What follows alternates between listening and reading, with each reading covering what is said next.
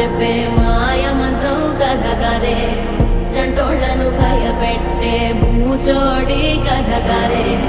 తాత ముత్తాతమ్మల భూతాల కథ కదే, విక్రమాదిత్యుడు చెప్పిన వేదాళుడి కథ కదే, దీపము నుండి బియ్యం వచ్చే అల్లావుద్దీన్ కథ కదే, ఇది ముడత చర్మం ముసలి చెప్పే కథ లాంటి నిజమే.